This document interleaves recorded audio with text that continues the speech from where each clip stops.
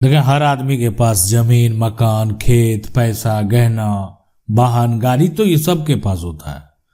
तो सबके पास होता है, तो इसमें संपत्ति, प्रॉपर्टी है, सबका प्रॉपर्टी है। जमीन हो, मकान हो, कोई खेत है, उस पर खेती करते हैं, पैसा आपके पास जो है, तो सारा प्रॉपर्टी है।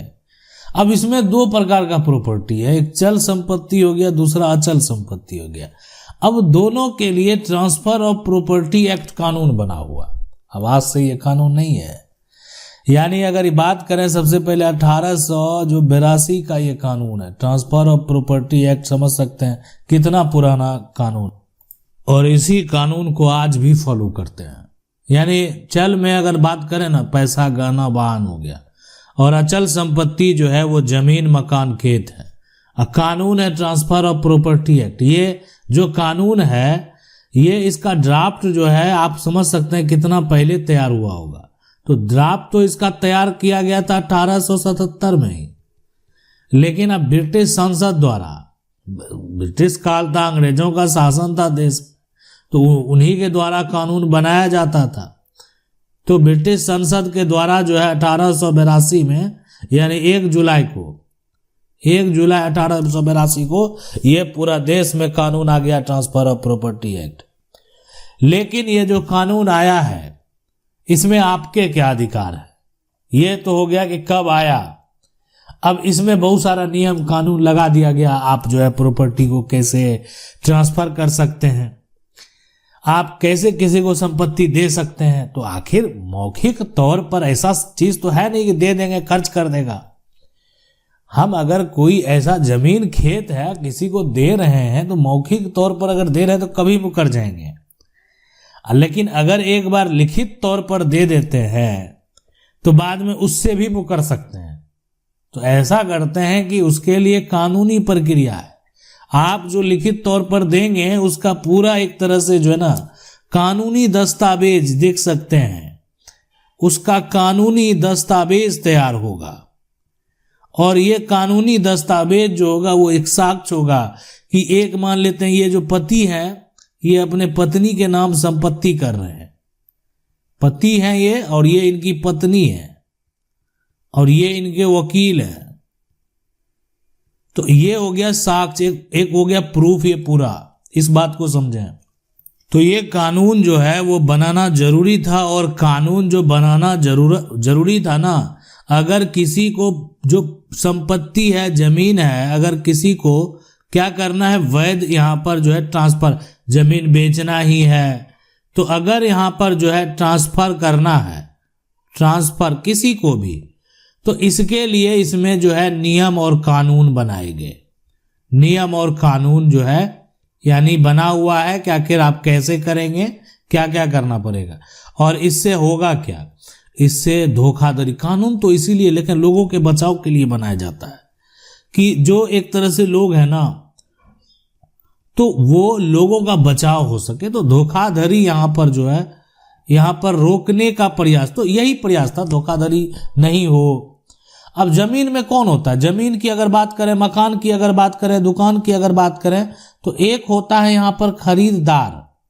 ठीक है, एक हो गया खरीदार, और दूसरा कौन हो जाएगा? विक्रेता। तो विक्रेता के लिए भी नियम कानून होना चाहिए, और खरीदार के लिए भी। इनका भी अधिकार होना चाहिए, कर्तव्य होना चाहिए, और इनका भी। अब यहाँ पर जो है इससे होगा क्या कि दस्तावेज अगर तैयार रहेगा तो विवाद जो है कम होगा, विवाद कम होगा, मामला जो है कम कोर्ट में जाएगा। तो इसके लिए जो है ना, यहाँ पर जो ये कानून है, इसमें हो गया सेल के लिए, इसमें हो गया जो आप मॉर्गेज देते हैं, बंधक देते हैं ना, ये चीज आप गिरवी रख लीजिए, हम बाद में ले जाएंगे, अभी हमको पैसा नहीं है, तो पैसा होगा तब हम ले जाएंगे। तो इसके लिए कानून की एक बात है। पट्टा यानी हम देते हैं लीज पर, जो है ना, दे दिए कि ये जमीन हम आपको दे रहे हैं, किसी कंपनी को दे दिए कि जमीन हम आपको दे रहे हैं, इसका इतना पैसा आपको लगेगा, इतना पैसा आपको देना पड़ेगा एडवांस के तौर पर। और एक्सचेंज जो है यहाँ पर, उसके लिए भी नियम कानून है। बहुत लोग एक्सचेंज भी करते हैं, और दान के लिए, गिफ्ट के लिए। तो हम एक एक बताते हैं कि आखिरकार ये कहां पर दर्ज है। सबसे पहले यहां पर बात करेंगे जो है ना, सेल का। ठीक है, तो सेल के लिए जो है यहां पर सेक्शन बना हुआ है, सेक्शन जो है यहाँ पर है धारा जिसको बोलेंगे, यानी धारा 54। अब यहाँ पर जो है ना, आप कोई भी प्रॉपर्टी जो है, कोई भी जमीन जो है, अगर उसकी खरीद बिक्री होती है तो यानी जमीन का पैसा के बदले, पैसा के यहाँ पर जो है बदले, पैसा आपने लिया, पैसा के बदले क्या होगा, प्रॉपर्टी जो है ना, यहाँ पर प्रॉपर्टी ट्रांसफर होगा। यहाँ पर जो है ना, पैसा के बदले प्रॉपर्टी को ट्रांसफर करना। तो इसके लिए आखिरकार क्या अनिवार्य है, जमीन की रजिस्ट्री होती है। यानी सब रजिस्ट्रार कार्यालय बनाए गए हैं, वहां पर आप जाते हैं, सरकार को भी उससे फायदा है।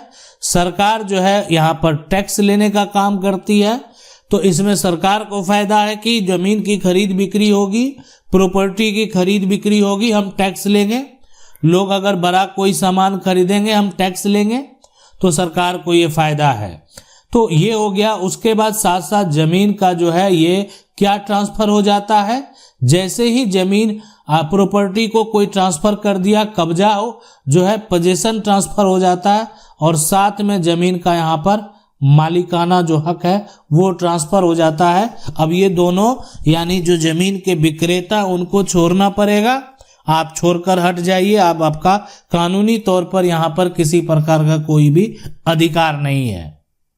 और ये जो कानून है, यानी खास करके अगर बात करें कि अचल जो संपत्ति है ना, उसके लिए ज़्यादातर लागू होते हैं, यानी इसके लिए ही लागू होते हैं। और चल संपत्ति के तौर पर यहाँ पर ये कम ऐसा सिचुएशन है, यानी कह सकते हैं सीमित ऐसा सिचुएशन है जहाँ पर ऐसा कुछ भी होने वाला है।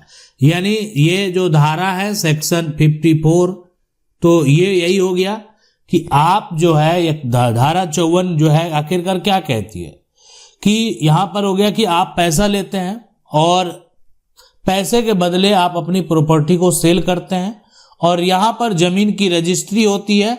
और जमीन रजिस्ट्री जो होता है, इसमें जमीन का जो ऑनरशिप है, यहाँ पर ऑनरशिप उसका ट्रांसफर हो जाता है। जमीन का ऑनरशिप अगर ट्रांसफर हो जाता है तो जमीन का जो पोजीशन है वो भी ट्रांसफर हो जाता है, जमीन का जो कब्जा है वो भी ट्रांसफर हो जाता है। और इस सभी के लिए जमीन की रजिस्ट्री होती है, यानी कहने का मतलब है जमीन का जो है सेल डीड तैयार किया जाता है, और ये सेल डीड अनिवार्य है। हम आपको बता दें, जमीन की रजिस्ट्री जो है वो भी एक तरह से अनिवार्य है रजिस्ट्रेशन एक्ट के तहत। तो बताएंगे आखिरकार रजिस्ट्रेशन एक्ट के तहत ये कैसे अनिवार्य है। और साथ में इस बात को आप समझ लें, यहाँ पर जो है कि एक तो ये हो गया कि लिखित सेल डीड अनिवार्य है, साथ में यहाँ पर अगर कोई भी प्रकार का मौखिक अगर कोई बिक्री कर लेता, जैसे स्टाम्प ले आया, लिखित कर दे दिया, इसको बोलते हैं ओरल सेल, ये अमान्य है। ऐसा कोई नियम कानून नहीं है। आप जो है जमीन की रजिस्ट्री, प्रॉपर्टी का ट्रांसफर, अपना मालिकाना हक, ऑनरशिप का ट्रांसफर जो है यानी मौखिक तौर पर एक स्टाम्प पेपर पर लिख कर नहीं दे सकते हैं। ऐसा जो है दस्तावेज का कानूनी मान्यता नहीं है, और कोर्ट में जाकर इसको जो है लेकर आप जाकर कुछ साबित नहीं कर पाएंगे। उसके बाद अगर बात करें यहाँ पर ट्रांसफर ऑफ प्रॉपर्टी एक्ट में बंधक की जो बात होता है ना, ये तो आखिरकार ये बंधक यानी कोई भी चीज जो मॉर्गेज रखते हैं ना, अब ये क्यों रखते हैं पता है, और इसके लिए कहाँ पर कानून है, तो इसके लिए भी यहाँ पर अगर बात करें जो है सेक्शन यानी जो धारा है, धारा 58। अब ये जो ट्रांसफर ऑफ प्रॉपर्टी एक्ट का धारा 58 है ना, ये है कि आप कोई भी चीज बंधक आखिरकार क्यों लेते हैं, जब आपको कर्ज लेना होता है, खास करके आप कोई भी लोग अगर बंधक रखेगा ना, तो कर्ज यहां पर जो है लेने के लिए ही रखेगा। बहुत लोग देखते हैं गांव में जमीन को गिरवी रख देते हैं, अपनी जमीन दे देते हैं और बोलते हैं कि आप इसका फसल लीजिए, खेती कीजिए, मुझे इतना पैसा का जरूरत है, दे दीजिए। तो इसलिए वो क्या करते हैं, उनके पास प्रॉपर्टी है, जरूरत पड़ने पर वो अपनी प्रॉपर्टी को मॉर्गेज रखते हैं, बंधक रखते हैं।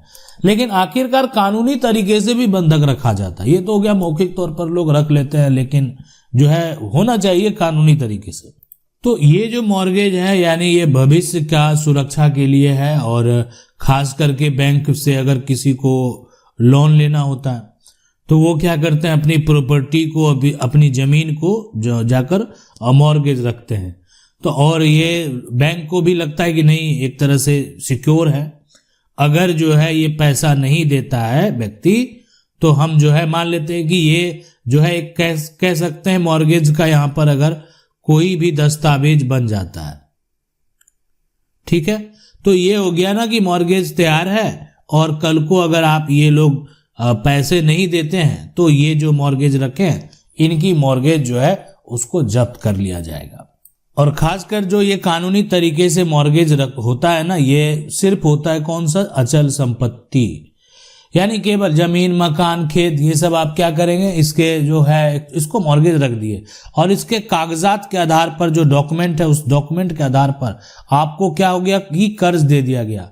अब उस कर्ज को अगर आप चुकता नहीं करेंगे, उसका जो भी आप कह सकते हैं EMI है वो नहीं भरेंगे, ऐसे सिचुएशन में फिर बैंक को लगेगा कि आप डिफॉल्टर हैं, आपके पास जो है बैंक के द्वारा कर्ज जो है वसूलने का प्रक्रिया शुरू किया जाएगा, और आप जो मॉर्गेज रखे हैं उस पर भी जब आपको लगेगा कि आप पूरी तरीके से विफल हैं, अब अमाउंट काफ़ी अधिक हो चुका है और आपने एक भी पैसा रिटर्न नहीं किया, तो आपका जो दस्तावेज है, कागजात है, और साथ में जो आपने एग्रीमेंट साइन किया उनके साथ, उसके अनुसार वो आपकी संपत्ति को भी जब्त कर सकता है, आपकी प्रॉपर्टी को सेल कर सकता है।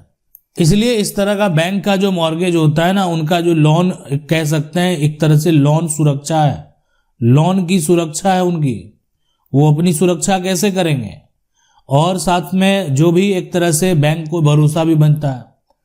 और अगर लोन वापसी ना होने पर जो है अधिकार है, सीधी सी बात है कि अगर यहाँ पर लोन की जो है ना, लोन की अगर वापसी नहीं होती है, वापसी अगर ना हो जो है ना होने पर ये अधिकार जो है उनको मिला हुआ है। तो ये सब नियम और कानून है, और इसमें बहुत सारे टाइप हैं, बहुत सारे प्रकार हैं, लेकिन ये जो तरीका है, इस तरीके का उपयोग करके लैंड का जो जमीन का जो मॉर्गेज है वो एक तरह से रखा जाता है, और लोग कागजात के तौर पर जो है जमीन का मॉर्गेज रखते हैं, खासकर जो है कर्ज लेने के लिए। अब देखें, इसके लिए आगे हम आपको बताएंगे, लीज हो गया, एक्सचेंज हो गया और गिफ्ट हो गया। अगर आप इसको डिटेल से जानना चाहते हैं तो आगे हम इसका पार्ट 2 भी लाएंगे। अगर आप चाहते हैं कि पार्ट 2 इसका हम जल्द से जल्द लाएं, तो आप कमेंट में पार्ट 2 लिखेंगे। मेरा प्रयास रहेगा आप जैसे ही लिखेंगे जल्द से जल्द लाने का। और आगे हम आपको बताएंगे आखिरकार लीज और एक्सचेंज और गिफ्ट, इसके लिए कौन सा कानून है, कौन सा नियम है। उसके बाद ये भी बताएंगे ये सभी दस्तावेज आखिरकार कैसे सही तरीके से तैयार करने हैं। आशा करते हैं वीडियो अच्छा लगा होगा। वीडियो को लाइक जरूर कर दें। चैनल को पहली बार देख रहे हैं, सब्सक्राइब करके जो बेल आइकन है उसको जरूर दबा लें। मिलते हैं अगले वीडियो में, तब तक के लिए जय हिंद।